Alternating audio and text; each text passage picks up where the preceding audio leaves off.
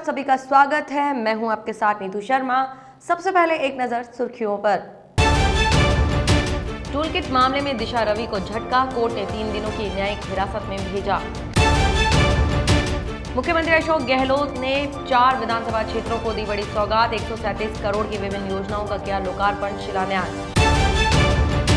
भाजपा प्रदेशाध्यक्ष सतीश पूनिया ने राज्य सरकार पर बोला जुबानी हमला, कांग्रेस की पदयात्रा को बताया सियासी पाखंड।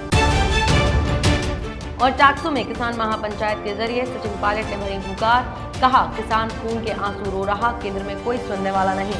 किसान आंदोलन से जुड़े टूलकिट मामले में क्लाइमेट एक्टिविस्ट दिशा रवि को दिल्ली की एक अदालत से झटका लगा। कोर्ट ने दिशा को 3 दिनों की न्यायिक हिरासत में भेज दिया है। दिल्ली पुलिस की ओर से पेश हुए सरकारी वकील ने दिशा की न्यायिक हिरासत की मांग की थी। सरकारी वकील ने कोर्ट को बताया कि पुलिस दिशा रवि को अन्य आरोपियों के साथ बैठाकर पूछताछ करना चाहती है। कोर्ट ने रविवार को दिशा रवि को 5 दिनों की न्यायिक हिरासत में भेज दिया था, जिसकी अवधि आज खत्म हो रही थी। दिशा पर टूलकिट को एडिट करने समेत कई गंभीर आरोप लगे हैं। केंद्रीय गृह मंत्री अमित शाह पश्चिम बंगाल की 2 दिन की यात्रा पर रहे। इस दौरान उन्होंने कहा कि नेताजी सुभाष चंद्र बोस को भुला दिया जाने का बहुत प्रयास किए, लेकिन उनकी देशभक्ति और शहादत भावी पीढ़ियों को प्रेरित करती रहेंगी।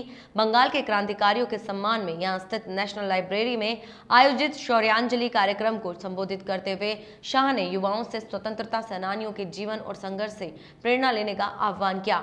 शाह ने इस अवसर पर खुदीराम बोस और रास बिहारी बोस जैसे स्वतंत्रता सेनानियों के जीवन पर आधारित एक प्रदर्शनी विप्लवी बांग्ला का भी उद्घाटन किया। राजस्थान में 4 विधानसभा क्षेत्रों में होने वाले उपचुनावों की सरगर्मी बढ़ गई है। उपचुनाव वाले इलाकों में वोटर्स को लुभाने के लिए कांग्रेस सरकार और संगठन ने पूरा दमखम लगाने का फैसला लिया है। राज्य का बजट आने से पहले ही उपचुनाव वाले इलाकों में लोकार्पण, शिलान्यास और घोषणाओं का अंबार लगा दिया है। मुख्यमंत्री गहलोत ने स्पीकर सीपी जोशी, कांग्रेस प्रदेशाध्यक्ष गोविंद सिंह डोटासरा और मंत्रियों की मौजूदगी में उपचुनाव वाले क्षेत्रों के लिए 137 करोड़ की विभिन्न योजनाओं का वर्चुअल लोकार्पण और शिलान्यास किया। मुख्यमंत्री ने वीडियो कॉन्फ्रेंसिंग के जरिए उदयपुर के वल्लभनगर, चूरू के सुजानगढ़, भिलवाड़ा के सहाड़ा और राजसमंद इन 4 सीटों वाले क्षेत्रों के विकास कामों का शिलान्यास और लोकार्पण किया। सवाल ये कि चुनाव होने वाले हैं, चुनाव के पहले ये प्रोग्राम हम लोग कर रहे हैं, क्योंकि डेमोक्रेसी के अंदर जब सीट खाली होती है तो वहाँ काम रुके नहीं, पब्लिक परेशान होती है, पता नहीं अब क्या होगा, चुनाव कब होंगे, हमारे जो आशाएं थी वो काम रुक गए हैं, अपेक्षाएं थी वो पूरी नहीं हो रही है।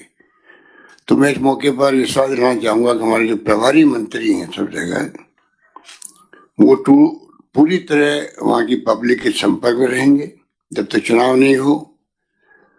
और मैं खुद जैसे ये रिपोर्ट ला के देंगे मुझे चारों क्षेत्रों की कामों के बारे में भी, वहाँ की प्रोफाइल के बारे में भी, तो मुख्यमंत्री के रूप में मैं ऐसा बिहेव करूंगा जैसे कि मैं जब तक नया एमएलए नहीं चुन के आए तब तक मैं खुद वहाँ का एमएलए हूँ। विधानसभा अध्यक्ष के नाते मेरे मन में हरदम ये प्रश्न आता है कि विधानसभा अध्यक्ष की भूमिका क्या होनी चाहिए। माननीय मुख्यमंत्री जी 30 बार मुख्यमंत्री हैं और मुझे भी उनके साथ काम करने का मौका मिला। पॉलिटिकल एक्टिविज्म में जुडिशियल एक्टिविज्म की बात सबने सुनी है। मैं नए सिरे से स्पीकर एक्टिविज्म की भूमिका का निर्माण करना चाहता हूँ। इसलिए मैंने राजधानी विधानसभा क्षेत्र में भी संवाद का कार्यक्रम आयोजित किया और भी राजसमंद में भी मैं राजस्थान सरकार के मंत्रियों को बुलाकर संवाद की परंपरा मैंने प्रारंभ की।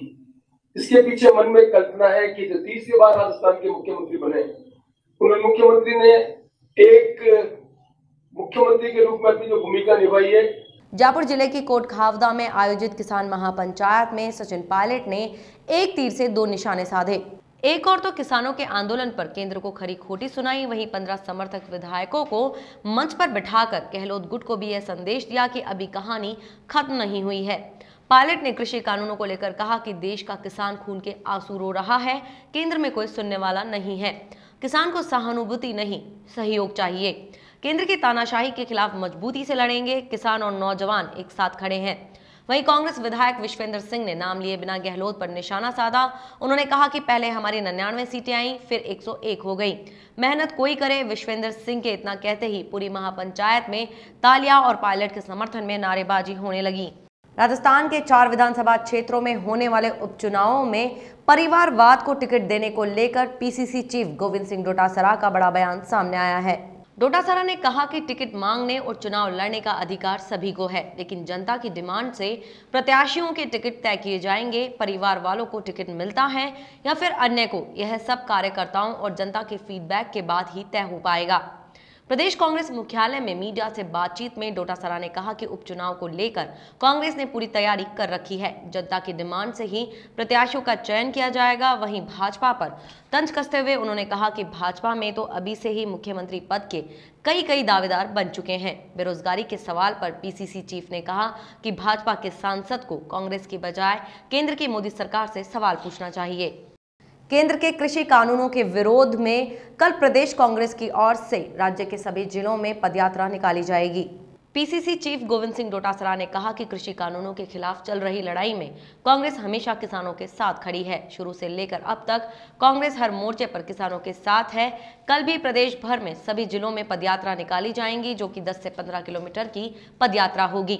सरकार के मंत्री, विधायक और कांग्रेसी कार्यकर्ता पदयात्रा में शामिल होंगे। उन्होंने कहा कि कृषि कानूनों के साथ साथ देश में पेट्रोल और डीजल की बढ़ती दरों के विरोध में भी यह पदयात्रा रखी गई है। प्रदेश भाजपा मुख्यालय में 7 मोर्चों की कार्य योजना की बैठक हुई। इस बैठक के दौरान भाजपा प्रदेशाध्यक्ष सतीश पूनिया ने कांग्रेस पर जुबानी हमला बोला। भाजपा प्रदेशाध्यक्ष सतीश पूनिया ने किसान आंदोलन के समर्थन में कांग्रेस की ओर से निकाली जाने वाली पदयात्रा पर कटाक्ष किया है। उन्होंने कहा कि यह पूरा सियासी पाखंड है। उन्होंने पायलट की सभा में सीएम सहित अन्य नेताओं के नहीं जाने के सवाल पर कहा कि कांग्रेस किसान आंदोलन के पहले भी बटी थी और आगे भी बटी रहेगी। विधानसभा उपचुनावों को लेकर पूनिया ने कहा कि प्रत्यक्ष को प्रमाण की आवश्यकता नहीं है। कांग्रेस पूरे तरीके से असुरक्षित है और चारों सीटों पर हार की हताशा अभी से दिखने लग गई है। हमारा कार्यकर्ता एकजुट होकर चुनाव लड़ेगा और जीतेगा। नहीं, कांग्रेस पार्टी किसान आंदोलन से पहले भी बंटी हुई थी, आगे भी बंटी रहेगी।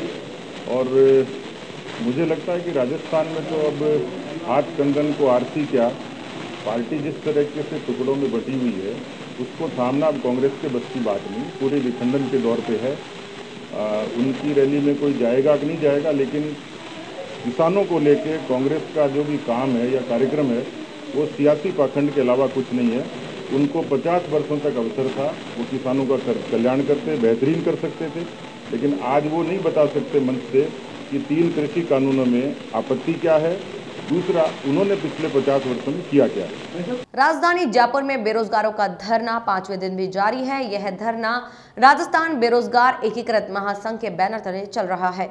महासंघ ने एडीएम और डीएसओ से हुई वार्ता में लिखित आश्वासन नहीं मिलने पर महापड़ाव जारी रखने का ऐलान किया है। महासंघ की प्रदेशाध्यक्ष उपेन्द्र यादव ने बताया कि महासंघ के प्रतिनिधि मंडल की एडीएम शंकरलाल सोनी और डीएसओ राष्ट्रदीप यादव से बेरोजगारों की मांगों को लेकर वार्ता हुई। तकरीबन 1 घंटे तक चली वार्ता में राष्ट्रदीप यादव ने बेरोजगार युवाओं की मांगों पर प्रतिनिधि मंडल से चर्चा की।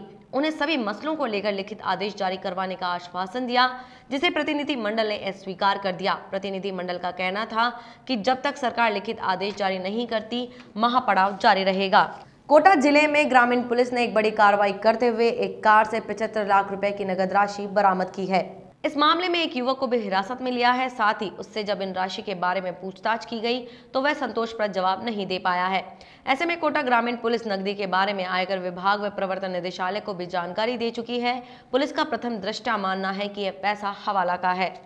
रेनवाल के स्थापना दिवस पर 1 मार्च को रक्तदान शिविर आयोजित किया जाएगा।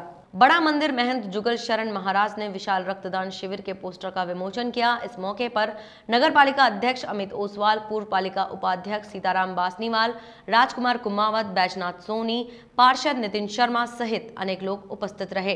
जय श्री राधे। आप सभी लोगों को यह बताते हुए अपार हर्ष हो रहा है कि रेनवाल क्लब के द्वारा 1 मार्च को रेनवाल स्थापना दिवस के उपलक्ष्य में 13वां विशाल रक्तदान शिविर आयोजित हो रहा है। रक्तदान के महत्व को जितना बताया जाए उतना कम है और विगत वर्ष जो हमने एक वैश्विक त्रासदी सही है, जिसमें हमें इस रक्तदान की महिमा का और अधिक भी ज्ञान हुआ है। यह परमात्मा के द्वारा प्रदत्त वह अमूल्य निधि है। इस बुलेटिन में ये थी अभी तक की तमाम बड़ी खबरें। देखते रहिए द एंगल। नमस्कार।